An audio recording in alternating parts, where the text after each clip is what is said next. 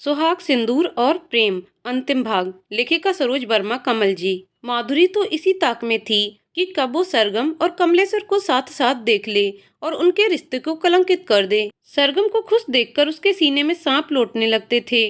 वो खुद ही एक चरित्रहीन महिला थी, इसीलिए तो अब तक उसने शादी नहीं की थी। वो मौके की तलाश में थी और आखिरकार उसे एक दिन मौका मिल ही गया।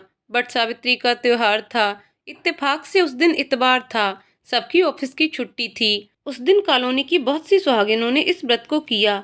सभी सुहागिनें संपूर्ण श्रृंगार करके पूजा के लिए कॉलोनी के बरगद के पेड़ के नीचे इकट्ठी हो गईं। संयम के जाने के बाद उसकी मांग से सिंदूर ही चला गया था, तो फिर किसके लिए वो ये व्रत करती। सभी सुहागिनों को देखकर उसने भी सोचा कि आज संयम होता तो वो भी इसी तरह दुल्हन की तरह श्रृंगार करती। बच्चों की ज्यादा जिद करने पर सरगम को बाहर आना ही पड़ा। बच्चों के साथ साथ बुआ जी भी बाहर निकल आईं। सब बाहर निकले तो कमलेश्वर अंदर अकेले क्या करता। वो भी बाहर निकल आया और सभी पूजा देखने लगे। पूजा देखने के लिए कॉलोनी की और भी औरतें इकट्ठी हो गईं, जो इस व्रत को नहीं करती थीं। वो भी सबके साथ में वहां पर माधुरी भी मौजूद थी। माधुरी को तो बस मौका चाहिए था। वो मौके की तलाश में थी और आज उसे वो मौका मिल गया था। पूजा बस खत्म ही हुई थी। पंडित जी कथा बाँचकर मंदिर में पहुंचे ही थे कि माधुरी ने वहां मौजूद महिलाओं से घुसर पुसर करनी शुरू कर दी। वो बोली, देखो तो सुहागिनों के बीच में ये अभागन क्या कर रही है। यही तो होता है, लोगों को दूसरों की खुशी देखी नहीं जाती। अपना सुहाग और मांग का सिंदूर तो खो दिया और दूसरों पर नजर लगाने आ जाते हैं। माधुरी की बात सुनकर सरगम को बहुत बुरा लगा। वो घर के भीतर जाने लगी, लेकिन दमयंती बुआ ने उसे इशारे से घर के भीतर जाने से मना कर दिया। तो सरगम रुक गई। ये बात कमलेश्वर को भी बहुत बुरी लगी, लेकिन उसने सोचा औरतों का मामला है, यहाँ उसका बोलना ठीक नहीं रहेगा। तभी माधुरी फिर बोली, देखो तो इतना सुनने के बाद लोगों में जरा सी भी शर्म नहीं रह गई है। बेशर्मों की तरह ही खड़े हैं। माधुरी ने आग तो लगा ही दी थी। थोड़ी देर में उसमें धुआं भी उठने लगा और उनमें से कुछ औरतें माधुरी की हाँ में हाँ मिलाते हुए बोली, सही कहती हो माधुरी, लोगों में शर्म लिहाज तो जैसे रह ही नहीं गया है। कब से सब खुल्लम खुल्ला हो रहा है। हमारी भी बहू बेटियां इस कॉलोनी में रहती हैं, न जाने उनके ऊपर क्या असर पड़ेगा। लेकिन लोग मानते ही नहीं। बेशर्मी लाद रखी है। उन सब की बात सुनकर अब दमयंती बुआ चुप न रह सकी और सबसे बोल पड़ी, आप सब लोगों के कहने का क्या मतलब है। जो कुछ कहना है खुलकर कहिए ना। तभी माधुरी बोल पड़ी, अब भला बोलने लायक रह क्या गया है। हम सब अंधे नहीं हैं। हम सबको सब दिखाई देता है। जो अनर्थ हो रहा है ना, उस अनर्थ को आपके अलावा सभी देख रहे हैं। कैसा अनर्थ हो रहा है, भला मैं भी तो सुनूं। किसी पर ऐसे कैसे झूठा इल्जाम लगा सकती हैं आप सब। दमयंती बुआ बोली। तभी उनमें से एक बोली, वाह जी वाह, झूठा इल्जाम। आपके घर में जो हो रहा है वो सबको दिखाई दे रहा है। क्या हो रहा है मेरे घर में। दमयंती बुआ ने पूछा। यही कि जवान विधवा बहू से मिलने गैर मर्द आता है और आपको कोई ऐतराज ही नहीं है। किसे गैर मर्द कह रही हो, वो तो उसके बचपन का दोस्त है। दमयंती बुआ बोली। उनमें से एक फिर बोली, जाओ जी जाओ, हमने ऐसे बहुत से बचपन के दोस्त देखे हैं। दोस्ती की आड़ में पराये मर्द के संग गुलछर्रे उड़ाए जा रहे हैं और इसे आप दोस्ती का नाम दे रही हैं। तभी सरगम चीख पड़ी, ये सब क्या लगा रखा है आप लोगों ने। मैं कुछ बोल नहीं रही तो कोई कुछ भी कहता रहेगा। मुझे पता है कि मैं निर्दोष हूँ। मैंने कोई पाप नहीं किया।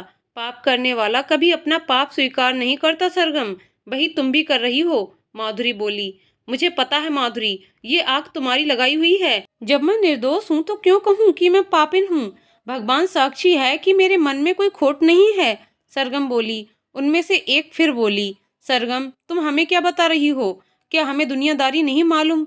जवान औरत को देखकर हर मर्द बस यही चाहता है कि कब वो उसके आगोश में आ जाए। ये कैसी गंदी बातें कह रहे हैं आप लोग मेरे लिए। ये कहते कहते सरगम रो पड़ी। अच्छा जी, देखो तो कैसा जमाना आ गया है। ये पाप करे और हम कहें भी ना कि तुम गलत कर रही हो। उनमें से एक फिर से बोली, तो क्या चाहते हैं आप लोग। सरगम ने पूछा, तुम कॉलोनी में ये गंदगी फैलाना बंद करो। माधुरी बोली, मैंने कोई गंदगी नहीं फैलाई, मुझे मेरे बच्चों की कसम। सरगम बोली, तो फिर कमलेश्वर तुम्हारे घर में दिन रात क्यों घुसा रहता है। उनमें से एक ने पूछा, वो केवल मेरा दोस्त है और कुछ नहीं। सरगम बोली, तुम झूठ बोलती हो। माधुरी बोली, मैं झूठ नहीं बोलती। सरगम बोली, देखो तो कितनी सती सावित्री बनती है। इसकी तो नस नस में झूठ है। माधुरी बोली, चुप हो जाओ तुम सब, अब मुझसे और नहीं सुना जाता। और सरगम अपने कानों पर हाथ रखते हुए रोते हुए जमीन पर बैठ गई। अब कमलेश्वर इससे ज्यादा बर्दाश्त नहीं कर सकता था। वो सरगम के पास आया और उसका हाथ पकड़ते हुए मंदिर तक ले गया। मंदिर से उसने सिंदूर उठाया और सरगम की मांग भर दी। फिर बोला, आज के बाद कोई भी सरगम का नाम नहीं उछालेगा। आज से वो मेरी ब्याहता है, मेरी पत्नी है। मैं देवी माँ को साक्षी मानते हुए आज इसे अपनी धर्म पत्नी स्वीकार करता हूँ। आज से इसके बच्चे मेरे बच्चे और दमयंती बुआ मेरी माँ समान होंगी। अब वहाँ मौजूद औरतों के मुंह पर ताला लग चुका था और सब जहाँ की तहाँ भाग खड़ी हुई। अपनी चाल उल्टी पड़ती देख सबसे पहले तो माधुरी भागी। पंडित जी भी कब से खड़े खड़े देख रहे थे, लेकिन औरतों के बीच में बोलने की उनकी हिम्मत ना पड़ी थी। मांग में सिंदूर भरते ही सरगम हतप्रभ सी हो गई। जो हुआ इसकी उम्मीद उसे कतई ना थी। वो क्षण भर में एकदम सन्नसी हो गई और चक्कर खाकर जमीन पर गिर पड़ी। कमलेश्वर ने फौरन ही सरगम को जमीन से उठाया और मंदिर के पास बैठा दिया। बुआ भी सरगम के पास बैठ गईं। कमलेश्वर ने जल्दी से कुएं में से पीतल की छोटी सी बाल्टी में पानी भरा और सरगम के पास आकर उसके मुंह पर छींटे मारे। सरगम ने आंखें खोली और गुस्से में बाल्टी उठाई और अपने सिर पर उड़ेल ली, जिससे उसकी मांग का सिंदूर धुल जाए। और फिर आवेश में आकर बोली, नहीं बनना मुझे किसी की पत्नी। लो धुल गया सिंदूर। तुम्हारी हिम्मत कैसे हुई मेरी मांग में सिंदूर भरने की? ये करके तुम साबित क्या करना चाहते हो कि तुम मेरे बहुत बड़े हितैषी हो? मैं विधवा हूँ, इसका मतलब मैं असहाय हो गई। मुझे किसी की जरूरत नहीं। मैं खुद को और अपने बच्चों को अच्छी तरह से संभाल सकती हूँ। मुझे ये रिश्ता कतई मंजूर नहीं। तुमने मेरी मांग भर दी तो क्या मैं तुम्हें अपना पति मान लूंगी? मेरे पति संयम थे और हमेशा वही रहेंगे। मैं उनसे ही प्यार करती थी और ताउम्र उनको ही चाहती रहूंगी। क्या हुआ जो वो दुनिया में नहीं है, लेकिन वो मेरे दिल में हमेशा रहते हैं और मेरे दिल में हमेशा वही रहेंगे। उनकी जगह और कोई नहीं ले सकता। तुम चले जाओ यहाँ से और आइंदा अपनी शकल मुझे मत दिखाना। अब मैं तुम्हारा मुंह भी नहीं देखना चाहती। और इतना कहकर सरगम ने कमलेश्वर की तरफ से अपना मुंह फेर लिया। सरगम की बात सुनकर पंडित जी सरगम के पास आकर बोले, बेटी, इस बच्चे ने देवी माँ को साक्षी मानकर तेरी मांग भरी है, वो भी इन समाज वालों का मुंह बंद करने के लिए। मैं ये तो नहीं कहता कि इस बच्चे ने बिल्कुल सही किया, लेकिन उसे ये करने के लिए मजबूर किया गया। तुम समाज का मुंह नहीं बंद कर सकती थी, लेकिन इस बच्चे ने तुम्हारी मांग भर के गंदी सोच वालों की बोलती बंद कर दी। मैं जानता हूँ तुमने अपने मन मंदिर में अपने पति को ही देवता स्वरूप बिठा रखा है, लेकिन बेटी, तुम ये क्यों नहीं समझ रही हो कि अब वो तुम्हारी सहायता करने भगवान के घर से वापस नहीं आ सकता। बेटी, माना कि नारी में बहुत शक्ति होती है, साक्षात वो देवी काली का स्वरूप होती है, लेकिन काली माँ भी स्वयं को भगवान शंकर के बिना अधूरा मानती हैं। तो बेटी, मैं तुम पर कोई दबाव नहीं डाल रहा, क्योंकि तुम अपना भला बुरा समझने में स्वयं सक्षम हो। लेकिन आज के दिन इस बच्चे ने तुम्हारी मांग भरकर गंदे समाज के मुंह पर जोर का तमाचा मारा है। तुम्हारे सम्मान की खातिर ही उसने पल भर में इतना बड़ा कदम उठा लिया। तो मेरा तो मानना है कि तुम इसे दिल से अपना पति न स्वीकारो, लेकिन समाज के सामने इसे आज अपना पति स्वीकार लो। यही तुम दोनों के उज्जवल भविष्य के लिए अच्छा रहेगा। पंडित जी की बात सुनकर दमयंती बोली, सरगम, पंडित जी की बात से मैं भी सहमत हूँ, लेकिन अभी तुम घर पर चलो, वहीं पर सब सोच विचार करेंगे। सरगम तो बहुत बड़ी उलझन में थी, इसलिए उसका दिमाग काम नहीं कर रहा था। वो बस अभी यहाँ से जाना चाहती थी। दमयंती ने पंडित जी को धन्यवाद दिया और कमलेश्वर से इशारों में कहा कि तुम अभी अपने घर जाओ, मैं बाद में तुमसे मिलती हूँ। कमलेश्वर अपने घर लौट गया और दमयंती सरगम और बच्चों को लेकर घर आ गई। घर आकर सरगम फौरन बाथरूम में घुसी और शावर के नीचे खड़े होकर जो बचा खुचा सिंदूर उसकी मांग में रह गया था, वो भी उसने धो दिया। ये सब दमयंती को अच्छा नहीं लगा, लेकिन वो बोली कुछ नहीं, क्योंकि मामला अभी बहुत गर्म था। दमयंती के बोलने से कहर आ सकता था। उधर कमलेश्वर भी बेहाल सा था, उसकी हालत भी अच्छी नहीं थी। वो ये सब नहीं करना चाहता था। वो सरगम को चाहता तो था, लेकिन इस तरह से उसको अपनी जिंदगी में शामिल नहीं करना चाहता था। वो करता भी क्या, परिस्थितियां ही कुछ ऐसी हो गई थीं, मजबूरी बस उसे ये कदम उठाना पड़ा। वो निढाल सा बिस्तर पर जाकर लेट गया और सोचने लगा कि अब आगे वो क्या करेगा। सरगम तो उसका मुंह भी नहीं देखना चाहती। कैसे सुलझाएगा वो इस उलझन को? पता नहीं जिंदगी ने कौन से दोराहे पर लाकर खड़ा कर दिया है उसे। घर वालों से भी कुछ नहीं कह सकता। पता नहीं सरगम इस रिश्ते को स्वीकार भी करती है या नहीं। अचानक से ये कैसा तूफान आया उसकी जिंदगी में और एक ही पल में सब बिखर गया। उस दिन उसकी मनोदशा बहुत ही विदीर्ण थी। उसका दिन ऐसा ही गया, न किसी ने खाना खाया और न किसी ने किसी से बात की। हाँ, दमयंती बुआ जरूर बच्चों को खाना खिला दिया था, लेकिन खुद नहीं खाया था। दोपहर से शाम हुई और शाम से रात, लेकिन किसी के चेहरे पर मुस्कुराहट नहीं आई। सबके चेहरों पर गम की उदासी के बादल छाए रहे। दमयंती बुआ ने रात का खाना बनाया, बच्चों को खिलाकर सुला दिया और सरगम से आकर बोली, तू जरा बच्चों को देखना, मैं कमलेश्वर को खाना खिलाकर आती हूँ। सरगम मना तो करना चाहती थी और बुआ से पूछना चाहती थी कि उसे खाना खिलाने क्यों जा रही हैं, लेकिन उस समय उसने मौन रहना ही बेहतर समझा, क्योंकि कहते हैं ना कि मौन सभी समस्याओं का समाधान होता है। उसने सोचा कुछ कहेंगी तो ऐसा न हो कि बुआ को कुछ बुरा लग जाए। उस समय सबकी ही स्थिति ऐसी ही थी, न बोलते बनता था न चुप रहते बनता था। कभी कभी बोलने से स्थितियां बिगड़ जाती हैं, इसलिए सब मौन ही रह रहे थे। दमयंती बुआ कमलेश्वर के घर पहुंची। कमलेश्वर के पास एक ही बिस्तर था और बुआ को उसने उस पर ही बैठने के लिए कह दिया। बुआ बैठ गईं और बोली, ले खाना खा ले, मैं तेरे लिए खाना लाई हूँ। मन नहीं है बुआ जी, भूख नहीं है। कमलेश्वर बोला, खाएगा नहीं तो आज तूने जो इतनी बड़ी जिम्मेदारी अपने सिर पर उठाई है उसे कैसे निभाएगा। दमयंती बुआ बोली, सरगम के शब्द तो सुने थे ना आपने, वो कैसी बातें कर रही थी, वो तो मुझसे कोई भी रिश्ता रखने को तैयार ही नहीं। कमलेश्वर बोला, बस तुझे अपने बचपन के प्यार पर इतना ही भरोसा था, इतनी जल्दी हार मान गया तू। दमयंती बुआ बोली, थोड़ा वक्त दे, उसका गुस्सा ठंडा होते ही मैं उसे समझाऊंगी और देखना वो मेरी बात को जरूर समझेगी। दमयंती बुआ बोली, आप कहती हैं तो मैं उस वक्त का इंतजार कर लेता हूँ, देखता हूँ कि कब तक सरगम के गिले शिकवे दूर होते हैं। कमलेश्वर बोला, और तू ये खाना मेरे सामने खत्म कर, फिर मैं सरगम को भी जाकर खिलाती हूँ। दमयंती बोली, तो आप भी मेरे साथ खा लीजिए। कमलेश्वर बोला, मैं सरगम के साथ ही खाऊंगी, बच्चों को तो खिलाकर सुलाई थी, तू खा ले, फिर मैं जाती हूँ। दमयंती बुआ बोली और दमयंती कमलेश्वर को अपने सामने ही खाना खिलाकर घर वापस आ गईं। फिर वे सरगम के लिए खाना परोस कर ले आईं और उससे खाना खाने को कहा। बुआ जी मुझे भूख नहीं है। सरगम बोली, तू नहीं खाएगी तो मैं भी नहीं खाऊंगी। दमयंती बुआ बोली, ये कैसी जिद पकड़कर बैठ गई हैं आप। सरगम बोली, तू बस खाना खा ले तो कोई जिद नहीं करूंगी। दमयंती बुआ बोली, मैंने कहा ना मन नहीं है। सरगम बोली, देख परोसी हुई थाली का निरादर नहीं करते। दमयंती बुआ बोली, तो आप मुझे खाना खिलाकर ही मानोगी। सरगम बोली, हाँ। दमयंती बुआ बोली, आप तो अपने लाडले को खाना खिलाने गई थीं, मैंने देखा था, जब आप जा रही थीं उसके घर तो आपके हाथ में टिफिन था। सरगम बोली, वो भी तो मेरे संयम की तरह ही है, उसको ना खिलाती तो भूखा ही सो रहता बेचारा। दमयंती बुआ बोली, भूखा सोता है तो सो जाए मेरी बला से। सरगम बोली, इतनी निष्ठुर ना बन। दमयंती बोली, उसने ऐसा काम ही किया है। सरगम बोली, उसने कुछ गलत नहीं किया, जो कीचड़ तेरे ऊपर उछाला जा रहा था वो उसने अपने बदन पर ले लिया, तू तो बच गई, लेकिन मैला वो हो गया। दमयंती बुआ बोली, लेकिन बुआ मेरे दिल में अभी भी मेरे पति समाये हैं, वो तो मेरे लिए परपुरुष है। सरगम बोली, लेकिन उसके दिल में तो तू समाई है। दमयंती बुआ बोली, क्या मतलब। सरगम ने पूछा, मतलब ये कि वो बचपन से केवल तुझे ही चाहता है, इसलिए तो अभी तक उसने शादी नहीं की। दमयंती बुआ बोली, क्या कह रही हैं आप। सरगम बोली, हाँ, और यही सच है, बचपन से तुझसे इतनी मार क्यों खाता आया है, क्योंकि वो तुझे चाहता था और चाहता है और आगे भी चाहता रहेगा। वो गहरी दोस्ती नहीं, सच्चा प्यार था। दमयंती बुआ बोली, बुआ अब तो मैं और उलझन में फंस गई। सरगम बोली, तू अब खाना खा, इस पर फिर कभी बात करेंगे। दमयंती बुआ बोली और सरगम कुछ सोचते हुए खाना खाने लगी। दूसरे दिन सरगम ऑफिस नहीं गई। उसने सोचा ऑफिस वालों तक भी ये बात पहुंच गई होगी, कैसे सामना करेगी सबका, इसलिए उसने एक हफ्ते की छुट्टी ले ली।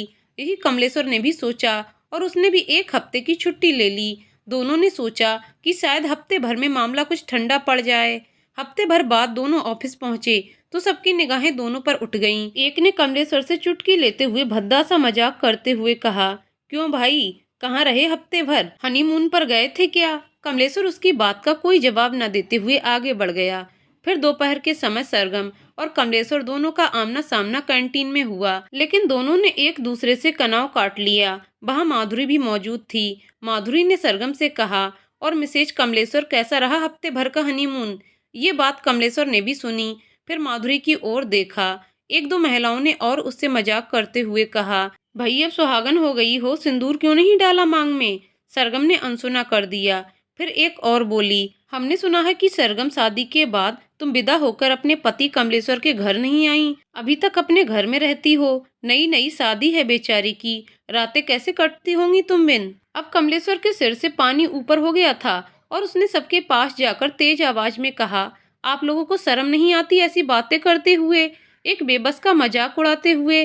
अरे कुछ तो शर्म करो। अब सरगम मेरी पत्नी है और अगर किसी ने भी इसके खिलाफ कुछ अनर्गल बात कही तो मुझसे बुरा कोई न होगा। मैं उसकी जान लेकर रहूंगा, फिर चाहे मुझे मेरी नौकरी से हाथी क्यों न धोना पड़े। फिर उसने सरगम का हाथ पकड़ा और बोला, चलो सरगम, यहाँ से, ये गंदे लोग तुम्हारे काबिल नहीं हैं। फिर दोनों कैंटीन से बाहर आने लगे और सरगम कभी कमलेश्वर का चेहरा देखती तो कभी उसके हाथ की पकड़ अपने हाथों में देखती। उसकी आंखें भर आईं। जो आज कमल ने सबके सामने उसका साथ दिया था, इसलिए कैंटीन से बाहर आकर कमल ने उसका हाथ छोड़ दिया और बिना मुड़े बिना कुछ कहे अपने रास्ते चला गया और सरगम उसे जाते हुए देखती रही।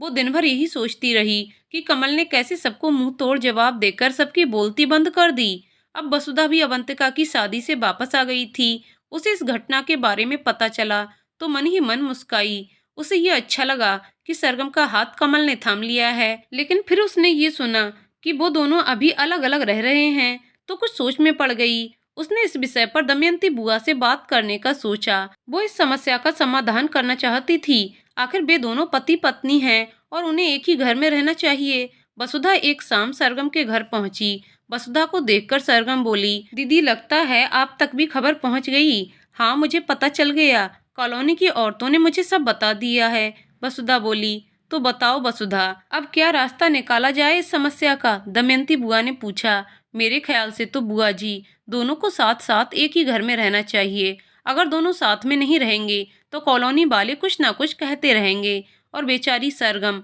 मानसिक तनाव झेलती रहेगी। ऑफिस में भी तो लोग कई तरह की बातें करते ही होंगे, क्यों सरगम, करते हैं ना फालतू की बातें? वसुधा ने सरगम से पूछा। हाँ दीदी, करते तो हैं, सरगम बोली।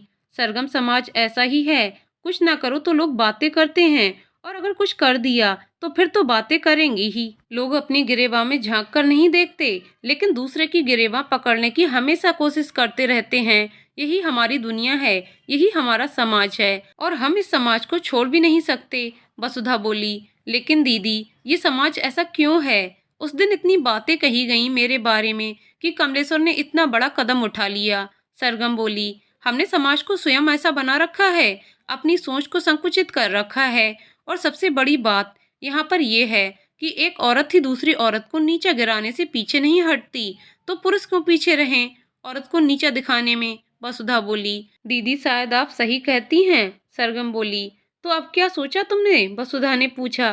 दीदी अभी तो कुछ नहीं सोचा, सरगम बोली। तुझे नहीं लगता कि तू उसके संग अन्याय कर रही है? उसने तुझे डूबने से बचाया और तूने ही उसे भंवर की ओर धकेल दिया। वसुधा बोली, दीदी मेरे दिल में अभी भी संयम ही बसते हैं, मैं कैसे अचानक से किसी परपुरुष को अपना पति मान लूं? सरगम बोली, तेरी बात बिल्कुल सही है। कौन कहता है कि तू उसे अपने दिल में जगह दे दे? उसने तेरी मांग में सिंदूर डाला है तो उस सिंदूर की खातिर तुम दोनों एक घर में तो रह ही सकते हो, लोगों के मुंह बंद करने के लिए। वसुधा बोली, दीदी एक घर में कैसे रह सकते हैं हम दोनों? मेरा दिल गवारा नहीं करता। सरगम बोली, अपने दिल को समझा सरगम, रहने लगे एक घर में उसके साथ। वसुधा बोली, लेकिन दीदी कैसे समझाऊं मन को? सरगम बोली, एक बात बोलूं सरगम? दमयंती बोली, हाँ कहिए। सरगम ने कहा, तुझे याद है ना कि संयम ने अपनी अंतिम सांसें लेते वक्त क्या कहा था? यही कि उसके जाने के बाद सरगम की मांग सुनी नहीं रहनी चाहिए, उसकी दूसरी शादी करवा देना। तुझे याद है या नहीं? दमयंती बुआ बोली, सब याद है। सरगम बोली, तो तू उसकी ही अंतिम इच्छा का मान रख ले। दमयंती बुआ बोली, सरगम 2 दिन बाद इतवार है, उस दिन तुम्हारा कमलेश्वर के घर में गृह प्रवेश होगा। मैं तब तक के लिए श्रृंगार का सामान खरीदती हूँ और जोशी जी से कह के उस दिन पूरी कॉलोनी का खाना पीना कर देंगे, सभी की शिकायतें दूर हो जाएंगी। अगर तू कमलेश्वर के घर में रहने लगेगी तो सबका मुंह अपने आप बंद हो जाएगा और सबसे बड़ी बात यह है कि तुझे तेरा पुराना घर भी वापस मिल जाएगा। वसुधा बोली, लेकिन दीदी इतनी जल्दी ये सब? सरगम बोली, ये काम जितनी जल्दी हो जाए उतना ही अच्छा। वसुधा बोली, तुमने हमारी उलझन दूर कर दी। दमयंती बुआ बोली, ये तो मेरा फर्ज था बुआ जी। वसुधा बोली, सच तूने हर कदम पर हर मुश्किल घड़ी में सरगम का साथ दिया, भगवान तुझे हमेशा खुश रखे। दमयंती बुआ बोली, अच्छा तो अब मैं चलती हूँ। और इतना कहकर वसुधा चली गई। वसुधा के जाते ही सरगम बुआ से बोली, मैं और कमलेश्वर एक घर में कैसे रहेंगे बुआ? तू चिंता मत कर, सब अच्छा ही होगा। दमयंती बोली, चिंता कैसे ना करूं? वो पहले मेरा दोस्त था तो मैं उससे लड़ लेती थी, झगड़ लेती थी, लेकिन अब वो रिश्ता बदल गया है। समाज की नजरों में अब वो मेरा पति है। जब हम एक ही घर में रहने लगेंगे तो मैं कैसे उससे नजरें मिला पाया करूंगी? अभी तो हम दूर दूर रहते हैं तो कोई बात नहीं, लेकिन हर घड़ी हर पल एक ही छत के नीचे रहना कुछ अच्छा नहीं लग रहा बुआ जी। सरगम बोली, तू इतना क्यों डरती है? वो पहले तेरा दोस्त है और दोस्त हर मुश्किल घड़ी में केवल साथ ही निभाते हैं। दमयंती बोली, मुझे तो कुछ समझ नहीं आ रहा है। सरगम बोली, और तू समझ ही मत, बस सब भगवान के भरोसे छोड़, खाना खा और चादर तान कर सो जा। दमयंती बोली, शायद आप सही कहती हैं, तो चलिए फिर खाना खाते हैं। इतना कहकर सरगम खाना परोसने रसोई में चली गई। इतवार का दिन भी आ पहुंचा। वसुधा और उसके पति ने सभी तैयारियां कर लीं। शाम के समय सरगम का गृह प्रवेश होगा, फिर उसके बाद सबका डिनर। डिनर का आयोजन कमलेश्वर के घर के पास ही निर्धारित किया गया था। जोशी जी सुबह से काम में लग गए। हलवाइयों की हिदायत दी कि खाना ऐसा बनना चाहिए कि लोग उंगलियां चाटते रह जाएं। घर के सामने वाले मैदान में टेंट लगाकर कुर्सियां और मेज डाल दी गईं कि जो भी आता जाए खाना खाता जाए। खाना परोसने के लिए कई लड़के भी लगा दिए गए और इधर वसुधा ने अपनी काम वाली बाई से दिन भर कमलेश्वर के घर की सफाई करवाई। फिर द्वार पर चौक, पूरा दरवाजे पर आम की पत्तियां और गेंदा के फूलों से बने तोरण को लगाया। दरवाजे के भीतर चावल से भरा कलश रखा, जिसे पांव से गिराकर सरगम भीतर प्रवेश करेगी। फिर कमलेश्वर से बोली, तैयारी रखना दूल्हे राजा, बस दुल्हन को लाने जा रही हूँ। बस जरा तैयार हो जाऊं, क्योंकि मैं तो दोनों ओर से हूँ, दूल्हे की तरफ से भी और दुल्हन की तरफ से भी। वो तो ठीक है भाभी, लेकिन सरगम इस रिश्ते से बिल्कुल खुश नहीं है। ये रिश्ता उसके लिए जबरदस्ती का रिश्ता है। गैर मन से वो ये सब कर रही है। कमलेश्वर बोला, बस वही तो मैंने आधा काम कर दिया है, बाकी का काम तुम्हें करना है बरखुरदार। तुम्हें उसके दिल को जीतना होगा, उसके मन में अपनी जगह बनानी होगी।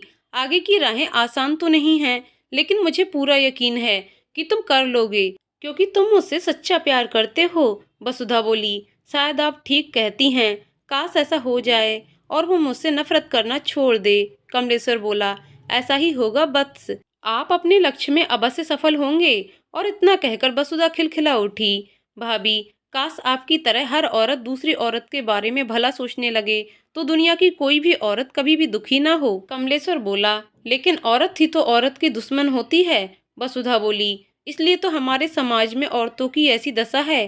कमलेश्वर बोला, सही कहते हो कमल। वसुधा बोली, चलिए मैं बाजार से कुछ चादर और गद्दे ले आती हूँ। मेरे पास अभी इतने गद्दे नहीं हैं, फिर सब आ जाएंगे तो काम नहीं चल पाएगा। कमलेश्वर बोला, ठीक है, तुम गद्दे ले आओ। कल परसों तक मैं सरगम का सामान फिर से इस घर में शिफ्ट करवा दूंगी, क्योंकि तुम्हारे पास तो अभी ना बर्तन है ना जरूरत का सामान। तब तक मेरे घर से ही काम चलता रहेगा। वसुधा बोली, ठीक है भाभी। मुस्कुराते हुए कमलेश्वर बोला। वसुधा शाम को सरगम के घर गई। वो ही उसके लिए नई लाल साड़ी और लाल चूनर लाई थी, साथ में लाल चूड़ियां, सिंदूरदानी, महावर और नए बिछुए भी लाई थी। वसुधा ने ही सरगम का श्रृंगार किया। जब सरगम तैयार हुई तो वसुधा ने उसे काला टीका लगा दिया। फिर वसुधा बोली, चल मेरे साथ, तेरी आज विदा करके आती हूँ। वसुधा सरगम को लेकर कमलेश्वर के द्वार पर पहुंची। लाल सुहाग के जोड़े में सरगम बहुत खूबसूरत लग रही थी। कमलेश्वर ने पहली बार उसे इस रूप में देखा था। उसने देखा तो बस देखता ही रह गया। वसुधा ने कॉलोनी की और भी औरतों को बुलाया था, वो भी वसुधा और सरगम के पीछे हो लीं। वसुधा ने सरगम से कहा कि कलश को पांव से गिराकर घर के भीतर प्रवेश करो। सरगम ने ऐसा ही किया।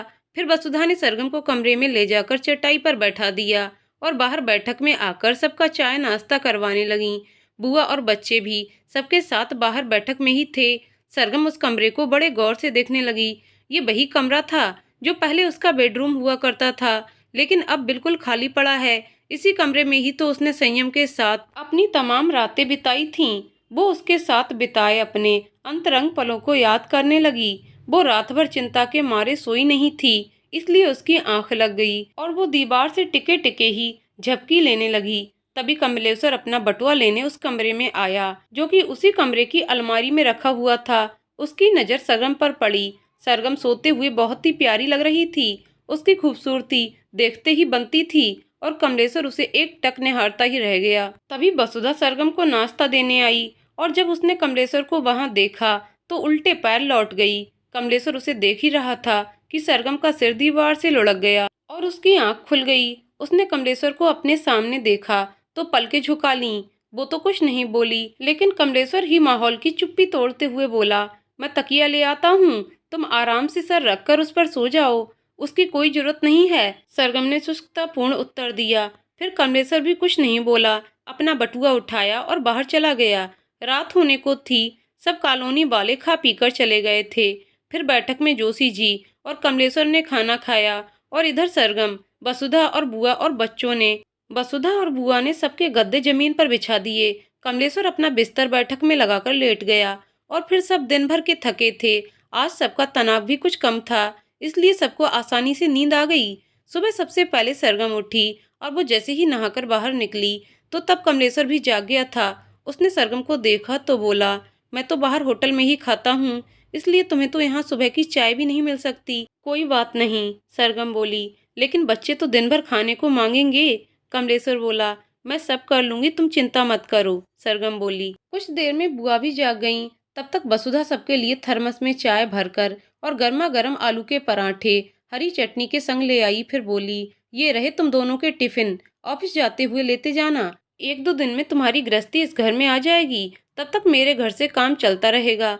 सरगम, अपने घर की चाबी देती जाना, मैं सब सामान मंगवा लूंगी। वसुधा जैसे ही जाने लगी तो पलटकर दोनों से बोली, और हाँ, तुम दोनों के बीच जो भी मनमुटाव हो, लेकिन ऑफिस में दोनों साथ में ही जाना, क्योंकि दुनिया की नज़र में अब तुम दोनों पति पत्नी हो।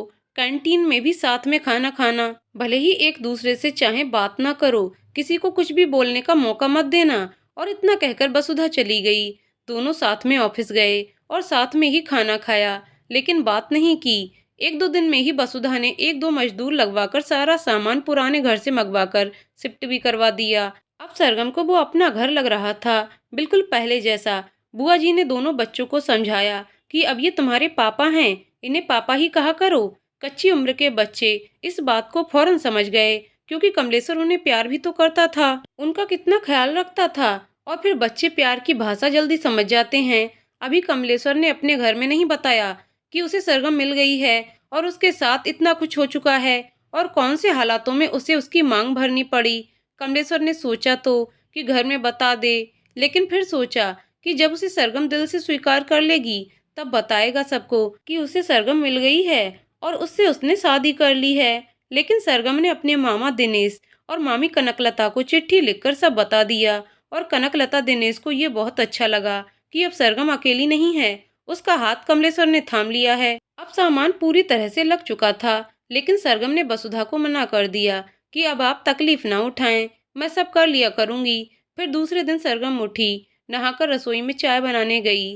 तब तक दमयंती भी जाग उठी थी। चाय बनाकर वो बुआ के पास लाकर बोली, बुआ ये रही आपकी चाय, और ये वाली चाय अपने लाडले को दे दीजिए। तू ही क्यों नहीं दे आती, उसे अच्छा लगेगा। दमयंती बोली, मैं क्यों जाऊं उसे चाय देने। सरगम बोली, अरे दे आना, जिद क्यों करती है। दमयंती बोली, ठीक है आप कहती हैं इसलिए जा रही हूँ उसे चाय देने। और सरगम चाय लेकर कमलेश्वर के पास पहुंचकर बोली, ये लो तुम्हारी चाय पी लो। कमलेश्वर बोला, तुम इस हरी साड़ी में अच्छी लग रही हो। तुम्हें याद है एक हरी फ्रॉक मैं भी बाबूजी के साथ लेकर आया था तुम्हारे लिए। तुम्हें हरा रंग बहुत पसंद है ना। चाय पीने को कहा है, तारीफ करने को नहीं। इतना कहकर सरगम चली गई और कमलेश्वर मुस्कुराते हुए बोला, एक ना एक दिन तुम्हारा दिल तो मैं जीत कर ही रहूंगा। सरगम ने नाश्ता बना दिया। तब तक कमल नहाकर आ चुका था और उसे परोस कर नाश्ता दे आई। फिर उसके पास टिफिन रखकर बोली, ये लो तुम्हारा लंच बॉक्स रख लो। अब तुम अलग अलग डब्बा मत पैक किया करो, शाम को मैं बड़ा सा लंच बॉक्स ले आऊंगा, एक साथ उसमें ही दोनों का पैक कर लिया करो, वैसे ही खाया करेंगे जैसे स्कूल में खाते थे। कमलेश्वर बोला। कमलेश्वर की बात सुनकर फिर सरगम कुछ ना बोली। शाम को कमलेश्वर एक नया लंच बॉक्स ले आया और सरगम को थमाते हुए बोला, ये लो इसमें दोपहर का खाना पैक किया करो। दोनों का खाना अब एक ही साथ एक ही डब्बे में पैक होता और दोनों साथ बैठकर ही खाते, आपस में बिना बात करे। ऐसे ही दिन बीत रहे थे। ऐसे 5-6 महीने और बीत गए। दशहरा आया। कमल ने बच्चों के संग दशहरा मनाया। घर के लिए चिट्ठी लिख दी कि छुट्टी नहीं मिल रही है। फिर करवा चौथ भी आया वसुधा ने सरगम से कहा, बहन जी व्रत रखना, क्योंकि अब तुम्हारी मांग सूनी नहीं है। बुआ और वसुधा के कहने पर सरगम ने व्रत रखा और पूरा श्रृंगार भी किया। बुआ ने बच्चों को संभाल लिया था और छत पर जाकर वसुधा और सरगम दोनों ने पूजा की साथ में। वसुधा के पति जोशी जी और कमलेश्वर भी छत पर थे। चांद निकला। सरगम ने छलनी से चांद देखा, फिर कमलेश्वर की छवि को देखा, उसकी आरती उतारी। फिर वसुधा ने कमल से कहा कि सरगम को कुछ मीठा खिलाओ और उसे जल पिलाकर उसका व्रत पूरा करो। कमलेश्वर ने ऐसा ही किया। जब विधिवत पूजा करके सरगम कमलेश्वर के चरण स्पर्श करने को हुई तो कमलेश्वर पीछे हट गया।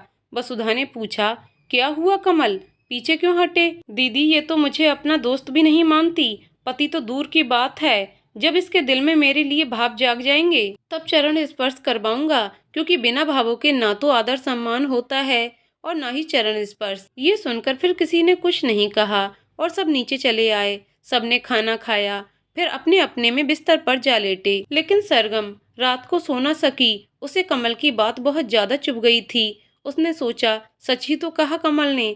उसने मेरे सम्मान की खातिर इतना बड़ा कदम उठा लिया, जबकि मैं विधवा थी, मेरे 2 बच्चे भी थे। उसे इस बात से कोई भी फर्क नहीं पड़ा। उसके दिल में मेरे लिए जो जगह बचपन में थी वो अब भी है। उसे फर्क नहीं पड़ा कि मैं किसकी ब्याहता थी। वो सच में एक देवता ही तो है। मेरे बच्चों ने उसे कितनी जल्दी स्वीकार कर लिया। उसे पापा कहते हैं। जब वो मेरे बच्चों का पापा बन सकता है तो क्या मैं अपने बच्चों की खातिर उसकी पत्नी नहीं बन सकती? ऐसा कौन सा अहम है मुझ में जो आड़े आ रहा है और मुझे ऐसा करने से रोक रहा है? ये सोचते सोचते सरगम कब सो गई उसे पता न चला। एक शनिवार की शाम सरगम बाजार चली गई कुछ सामान खरीदने। बच्चों को बुआ के पास छोड़ गई। बोली फौरन लौट आएगी। कमलेश्वर भी घर पर था और वो बच्चों के साथ खेल रहा था। तभी बुआ रसोई में कुछ काम करने लगी। सोचा सरगम के आने में समय लग जाएगा, मैं तब तक सब्जी वगैरह काट कर रख देती हूँ। इधर कमलेश्वर ने भी ध्यान नहीं दिया, वो पुलकित के साथ खेलने में व्यस्त था। तब तक हर्षित अकेले ही छत पर जाने वाली सीढ़ियों पर चढ़ने लगा और वो स्वयं को साथ नहीं दे पाया क्योंकि छोटा था। उसके हाथ से सीढ़ी की पकड़ छूट गई और वो धड़धड़ाते हुए नीचे आ पहुंचा। आवाज सुनकर सब भागे। उसके सिर में चोट आई थी और खून बह रहा था। कमलेश्वर ने फौरन ही हर्षित को उठाया और डॉक्टर के पास ले भागा। उसकी जान सूख गई थी। डॉक्टर ने देखा तो बोला, कुछ नहीं हुआ, मालूम सी चोट है। बच्चों को ये तो सब होता रहता है। खून निकल गया तो अच्छा रहा, नहीं तो अंदरूनी चोट का डर बना रहता। उन्होंने पट्टी कर दी और बोले कि ये सिरप है, दिन में 3 बार पिलाइए। ये दूसरा सिरप तब पिलाइए जब बुखार आ जाए, क्योंकि बच्चों के साथ ऐसा होने पर अक्सर बुखार की संभावना बनी रहती है। कमल ने डॉक्टर साहब को धन्यवाद किया और हर्षित को लेकर पहुंच गया। तब तक सरगम भी पहुंच चुकी थी और गुस्से में लाल थी। वो बोली, बुआ ये उठाएगा मेरे बच्चों की जिम्मेदारी? देखा ना, थोड़ी देर को घर से बाहर क्या गई, महाशय ने ध्यान नहीं दिया और बच्चा सीढ़ियों से गिर गया। अरे उसके सिर क्यों सारा दोष मढ़ रही है? मैं भी तो थी घर में। दमयंती बोली, आपकी तो जैसे उम्र हो चुकी है, लेकिन ये तो देख सकते थे ना, भगवान ने इतनी बड़ी बड़ी आंखें काहे के लिए दी हैं? सरगम गुस्से से बोली, अच्छा अच्छा, मेरी आंखें बड़ी बड़ी हैं, चलो कम से कम इतना तो ध्यान दिया मुझ पर, धन्यवाद ध्यान देने के लिए। कमलेश्वर बोला। इतना सुनते ही बुआ खिलखिलाकर हंस पड़ी तो उन्हें देखकर बच्चे भी हंस पड़े। फिर कमल हंसा। सबको हंसता देख सरगम भी हंस पड़ी। कुछ देर बाद सरगम बोली, हंसी में मत टालो, आइंदा ऐसा ना हो जी। बेगम साहिबा, जो हुक्म, आपकी इस बात पर गौर फरमाया जाएगा। कमल बोला। फिर कमल की बात सुनकर सरगम बोली तो नहीं, लेकिन मंद मंद मुस्कुराते हुए रसोई में चली गई। ऐसे ही दिन बीत रहे थे। अब सरगम कमल से कभी कभार बात करने लगी थी, उसकी पसंद का खाना भी बनाने लगी थी। एक दिन दोनों मंदिर गए। तब कमल ने सरगम से कहा, सरगम तुम मुझे अपना पति मानो या ना मानो, लेकिन मैं तुम्हारा दोस्त पहले था और हमेशा रहूंगा। मैंने तुम्हारा हाथ तुम्हारा साथी बनने के लिए थामा, ना कि जीवन साथी बनने के लिए। तुम अपने मन में कोई भी गलतफहमियां मत रखना। मेरा इरादा गंदा नहीं था, मैं तो बस तुम्हारी मदद करना चाहता था, मैं जानती हूँ। और इतना कहकर सरगम आगे बढ़ गई। फिर एक रात सरगम को जोर का बुखार चढ़ा। बुआ घबरा गईं और उतनी ही रात को उन्होंने कमल को जगाकर बताया कि सरगम बुखार से तप रही है। कमल जागकर सरगम के पास पहुंचा। छूकर देखा तो सचमुच बुखार बहुत तेज था। कमल ने बुआ से कहा कि हर्षित और पुलकित को आप अपने पास सुला लीजिए, कहीं माँ का बुखार बच्चों को न लग जाए। मैं सरगम के पास बैठता हूँ और इसके सिर पर ठंडे पानी की पट्टियाँ रखता हूँ। मेरे पास बुखार की गोली पड़ी होगी, मैं इसे खिला देता हूँ। इस वक्त तो डॉक्टर भी नहीं मिलेगा, रात के 2 बज रहे हैं, सुबह तक का इंतजार करना पड़ेगा। गोली खाने के बाद सरगम का बुखार थोड़ा कम हुआ और वो सो गई, लेकिन कमल उसके सिरहाने ही बैठा रहा और बार बार उसके माथे पर ठंडे पानी की पट्टियां रखता रहा। रात भर बिल्कुल भी पलकें नहीं झपकाई उसने। सुबह होते होते सरगम का बुखार फिर तेज होने लगा। उसके चेहरे पर और हाथों में 1-2 दाने भी निकल आए। कमल समझ गया कि सरगम को चेचक निकली हैं, इसलिए इतना तेज बुखार हुआ है, लेकिन फिर भी वो डॉक्टर को लेकर आया। डॉक्टर ने दूर से ही सरगम को देखकर बता दिया कि ये चिकन पॉक्स ही है। मैं बुखार की दवा दिए देता हूँ और वो बाकी एहतियात बरतनी होगी। संक्रमित रोग है, घर के और सदस्यों को भी हो सकता है, बच्चों को भी इनसे दूर रखिए। डॉक्टर का धन्यवाद देते हुए कमल उन्हें बाहर तक छोड़ आया और बुआ से बोल दिया कि आप बच्चों को लेकर दूसरे कमरे में रहिए, मैं सरगम की देखभाल कर लूंगा। कमल सरगम की देखभाल में लग गया। नीम के रोज ताजा पत्ते लाता, उन्हें उसके बिस्तर पर रखता, नीम का पानी ही बाथरूम में भरकर रखता उसके नहाने के लिए, अपने हाथों से खाना खिलाता, उसका सिर दबाता, सिर में तेल लगाकर उसके बाल बनाता और जमीन पर गद्दा बिछाकर उसके ही कमरे में ही सोता। इतना सेवा भाव पाकर सरगम के आंसू बह निकलते। तब कमल पूछता, रो क्यों रही हो पगली? सरगम कहती, तुम मेरी इतनी सेवा जो कर रहे हो। फिर कमल कहता, आखिर तुम मेरी दोस्त हो, इतना तो कर ही सकता हूँ तुम्हारे लिए। ये सुनकर सरगम निहाल हो जाती। 15 दिन में सरगम बिल्कुल ठीक हो गई। ये दवा का असर नहीं था, हमदर्दी और अपनेपन का असर था जो सरगम ठीक हो गई। इन 15 दिनों में सरगम ने ये जान लिया कि कमल सच में सच्चा साथी है। वो बिल्कुल संयम की तरह ही है, लेकिन उसकी भावनाओं को शब्द नहीं मिले अपनी बात कमल तक पहुंचाने के लिए। कमल ने भी इस बात को महसूस कर लिया था कि सरगम की निगाहें अब उसको प्यार भरी दृष्टि से देखती हैं। बुआ ने सरगम के ठीक होने पर घर में कन्या जमा दी, क्योंकि बड़े बूढ़े ऐसा ही करते थे। किसी को चेचक निकलती थी तो ऐसा ही किया जाता था। दिन बीते, महीने बीते, ऐसे ही 1 साल होने को आया। कमल एक बार बस बीच में अपने घर गया था। उसने सोचा बहुत दिन हो गए हैं, वो गांव नहीं गया, तो उसने गांव जाने का सोचा। ये बात उसने बुआ और सरगम से भी कही। दोनों बोली कि हाँ, तुम्हें जाना चाहिए, और कमल ने 2 दिन बाद का रिजर्वेशन करवा लिया। एक ही ट्रेन थी जो उसके गांव के पास वाले कस्बे तक जाती थी। वो कस्बे तक ट्रेन से जाता और वहां से अपने गांव जाने के लिए तांगा पकड़ लेता। 4-5 स्टेशन ही निकले थे, किसी गांव के पास एक्सीडेंट हो गया ट्रेन का। गांव का नाम मुझे याद नहीं आ रहा, आप जाइए ना, जल्दी से पता कीजिए कुछ। वसुधा बोली, हाँ जा रहा हूँ, तुम दोनों को संभालो। और जोशी जी जैसे ही दरवाजे तक पहुंचे तो सामने से कमल आता हुआ दिखाई दिया। उसे देखकर जोशी जी का दिमाग चलना बंद हो गया। जोशी जी को ऐसे हतप्रभ सा देख कमल ने पूछा, क्या हुआ भाई साहब, कोई भूत देख लिया क्या? ऐसा ही समझो, जोशी जी बोले। जब सबने कमलेश्वर की आवाज सुनी तो दरवाजे के पास भागकर आए और सरगम जाकर कमल के सीने से लगकर फूट फूट कर रो पड़ी और बोली, ये कैसा गंदा मजाक था, तुमने तो मेरी जान ही निकाल दी। मजाक? कैसा मजाक भाई, जरा मैं भी तो सुनूं, आखिर चल क्या रहा है यहाँ? कमलेश्वर बोला। तब जोशी जी बोले, तुम्हारी ट्रेन 4-5 स्टेशन के बाद दुर्घटनाग्रस्त हो चुकी थी, तुम सही सलामत हो, इसलिए हम सब अचरज में हैं। यहाँ तो रोना धोना चल रहा था। अच्छा तो ये बात है, अब मैं बताता हूँ कि क्या हुआ था। कमल बोला, हाँ बोलो भाई, कैसे किया तुमने ये चमत्कार? जोशी जी बोले, वो हुआ यूं कि आप मुझे ट्रेन में बैठाकर चले गए, ट्रेन चल पड़ी, टीसी आया, उसने मुझसे टिकट मांगा। मैंने जब जेब टटोली तो टिकट नदारद था। मैंने उससे कहा कि टिकट नहीं है, तो उसने कहा कि दूसरा बनवा लो। जब जेब टटोली तो बटुआ भी नदारद था। याद आया कि आज तो बटुआ अलमारी से उठाया ही नहीं, शायद टिकट भी उसी में था। चूंकि आप स्टेशन छोड़ गए थे, इसलिए रिक्शे का किराया भी नहीं देना पड़ा, नहीं तो स्टेशन पर याद आ जाता कि बटुआ घर में छूट गया है। टीसी ने घोर बेइज्जती की और बोला कि अगले स्टेशन पर उतर जाना, नहीं तो जेल की हवा खानी पड़ेगी। मैं अगले स्टेशन पर उतर गया। वहां से वापस आने को बस पकड़ी। कोई भी बस वाला बैठाने को तैयार नहीं था, क्योंकि किराए के पैसे नहीं थे, इसलिए तो लौटने में इतनी देर हो गई। फिर एक बस वाले को अपनी सोने की अंगूठी दी, तब जाकर उसने बैठाया, तब मैं यहाँ वापस आ पाया। ओहो, तो ये बात है, और यहाँ हम सबकी सांसें अटकी थीं। जोशी जी बोले, तब वसुधा बोली, सरगम हमें पता चल गया कि तुम कमल को चाहती हो, तो क्या ऐसे ही सबके सामने उसके सीने से लिपटी रहोगी? पूरी रात पड़ी है भाई बातें करने को। ये सुनकर सरगम शर्माते हुए कमल से दूर जा खड़ी हुई। फिर वसुधा बोली, चलिए बुआ जी, आज आपका हमारे घर में बच्चों सहित न्योता है। आप हमारे घर ही सोएंगी। खाना बनते ही तुम दोनों के लिए भी पहुंचा दूंगी। और जाते जाते वसुधा बुआ और बच्चों को अपने साथ ले गईं। कमल ने सरगम के पास जाकर पूछा, तो हमारी बेगम साहिबा हमारा इतना इंतजार कर रही थीं?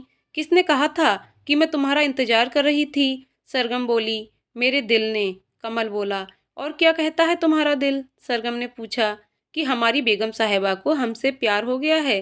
कमल बोला, झूठ कहता है तुम्हारा दिल। सरगम बोली, तो फिर मेरी आंखों में आंखें डालकर कहो कि तुम मुझसे प्यार नहीं करती। कमल बोला, नहीं करती। सरगम शर्माते हुए बोली, आंखों में आंखें डालकर बोलोगी तभी मानूंगा। कमल बोला। सरगम ने कमल की आंखों में आंखें डाली और उसे धीरे से लिपटकर बोली, हाँ मैं तुम्हें चाहने लगी हूँ और तुमसे अब कभी भी दूर नहीं होना चाहती। मुझे खुद में समेट लो कमल, मैं तो कब से ही चाहता हूँ। और कमल ने सरगम को अपनी बाहों में समेट लिया। उस रात कमल और सरगम के दिल ने एक दूसरे को अपना बना लिया। उनकी प्यार की नैया जिंदगी रूपी नदी में तैरने लगी। फिर 1 साल के बाद सरगम ने एक बेटी को जन्म दिया।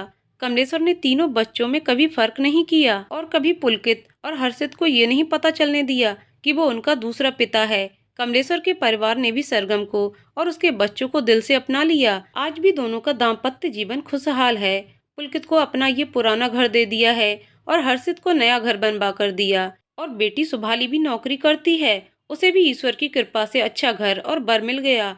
वे दोनों रिटायरमेंट के बाद बारी बारी से बच्चों के घर में बिताते हैं। तो ये थी पापा और मम्मी की कहानी।